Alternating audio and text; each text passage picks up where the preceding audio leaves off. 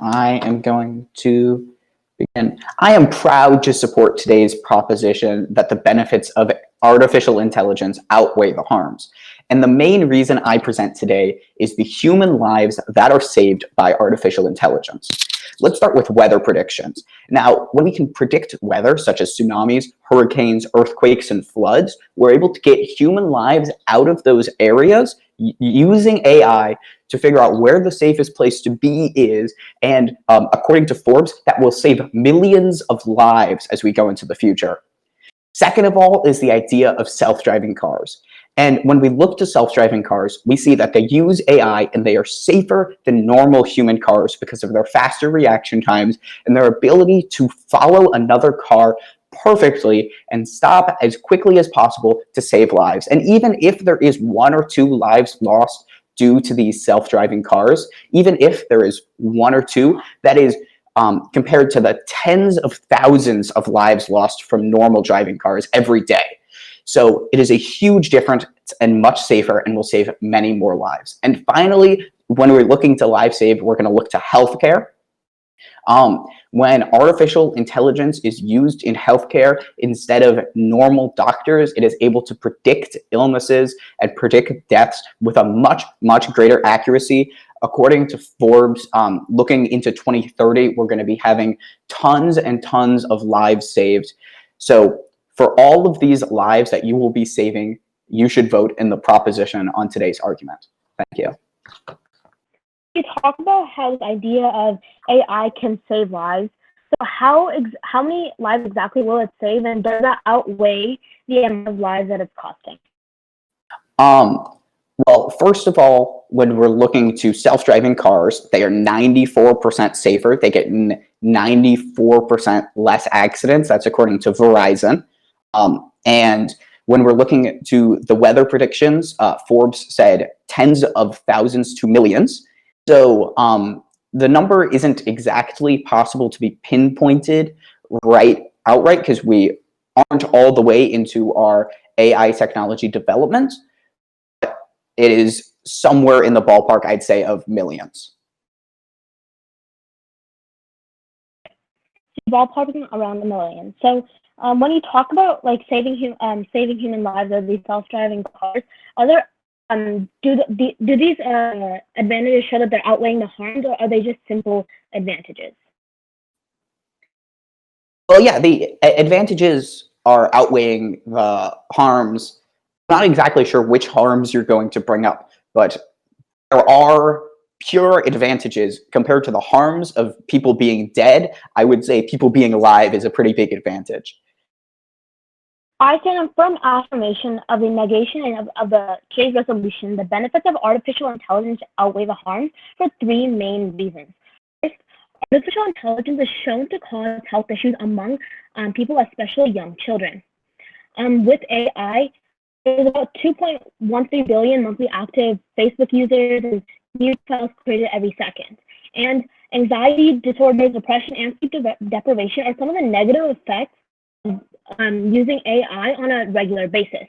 Not only is this the case, but also using AI excessively can not only affect the mental health, but also the physical health of especially young teenagers. Secondly, AI impacts the unemployment rate, especially as we go into the digital age.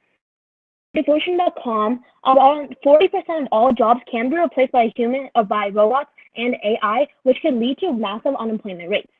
And this can cause many people to lose their living and increase other rates like homelessness and poverty. Lastly, AI can actually fall into the wrong hands if used inappropriately. If machines fall into the wrong hands, they can be used to commit new age terrorism, automated cyber attacks, and other vicious things that only with AI that these people can do. My opponent talks about the benefits of saving lives, doesn't talk about how it outweighs the harms. Even though I do acknowledge that these advantages do occur with human lives being saved due to weather or driving cars, all of these are only mutually exclusive to what we're seeing of the harms are, which include long-term issues such as health issues, unemployment, falling into the wrong hands.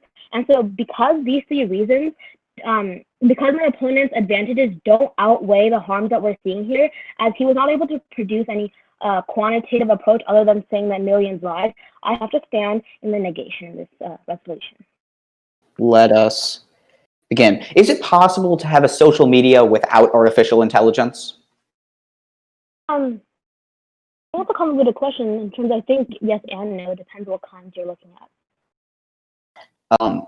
Okay, next question is, how many lives would you say would need to be saved before it outweighs the harms? Could you give me like a specific number of lives? Well, obviously, there's no way you can quantitate what lives matter and what lives don't. But we're seeing that we're not just talking about if there are benefits or harms. We're talking about if the benefits outweigh the harms.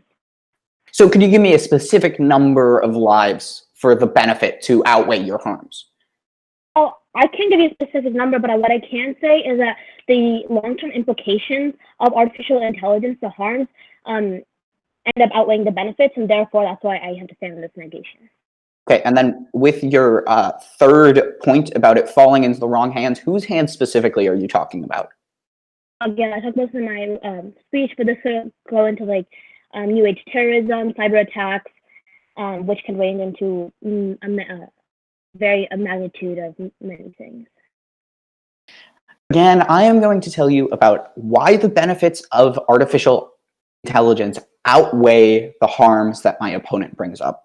And first, I'm going to go over why her harms aren't actually that harmful, and then I am going to reinforce some of the numbers from my side. So first of all, with her first point about how artificial intelligence causes health issues, what she's really saying is social media causes health issues due to depression and bullying and those sort of things. And there are actually a lot of social medias that don't even use artificial intelligence at all.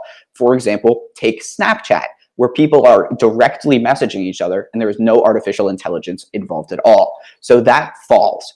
Second of all, onto her second point about the unemployment rate that is going to rise. She's going to say that it is going to rise by 40%. But of course, we can implement programs such as universal basic income and other programs where we can give those people money so that they can continue to live, continue to survive. And also with the invention of artificial intelligence isn't going to take over creative jobs and jobs like writers and store greeters, that kind of thing. So those kinds of jobs are still going to stay around, and there's actually going to be an increase of them because there's going to be more people who need work and are willing to work for less.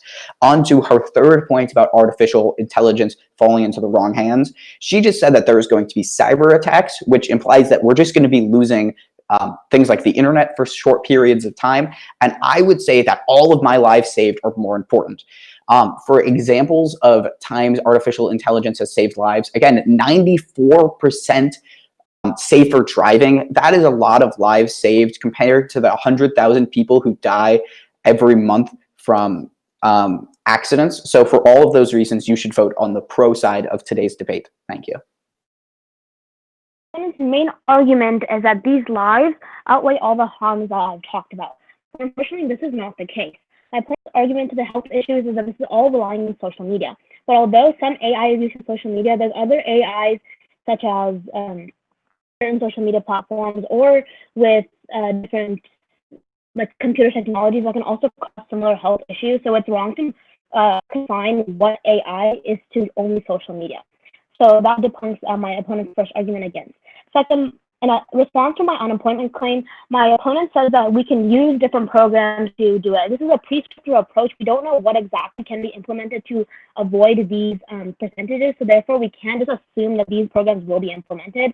And therefore, what we do know is that 40% of jobs currently will be taken over by AI. And thus, that results in a direct correlation with many jobs being lost. And even if there are more creative jobs out there, with people with less education won't be able to attain these jobs, especially. Therefore, the unemployment rate will only increase. Thirdly, my opponent talks about this idea of falling into the wrong hands, mutually exclusive to just cyber attacks, which he says that won't occur, but we can see that in the digital age, these cyber attacks are only increasing. We see this not only domestically, but internationally as well. And with the increase of AI, this will only increase. And going off to my opponent's argument, he talked about this idea of human lives saved by the weather or self-driving cars and technology with medical industry. And although all these three are benefits, these do not get outweighed by the long-term harms that we are seeing in the present, and even all these can be used with other technology. And although AI plays a large role in this, it's simple that these mechanisms aren't outweighed by the harms that we're currently seeing. Time starts. Now, Judge, today I want to ask you the question, which is more important? Saving lives and losing the internet? Wait, which would you rather have? Save lives, lose the internet for short periods of time, lose a few jobs, or don't save those same lives and keep the world the way it is? I would argue that today you need to choose to save lives, even if all of those harms that my opponent said occur. Saving millions of lives ethically and morally makes more sense, even if you're going to lose 40% of jobs, even if you're going to lose the internet for short periods of time, and even if there is going to be social media that harms children. Again, I do want to reiterate that there are social media without AI. There are programs to replace that 40%. And losing the internet is not that bad. But in all three of those cases, it doesn't matter because it is more important to save lives. Thank you.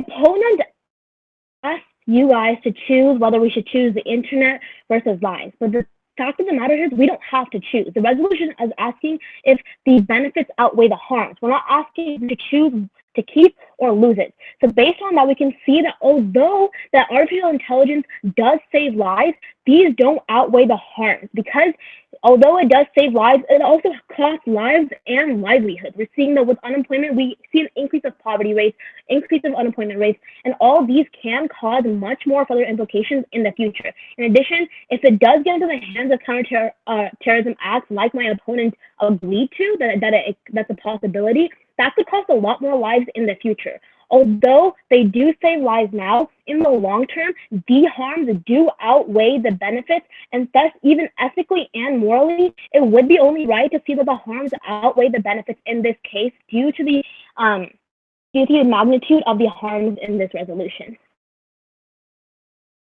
Thank you for judging. Thank you.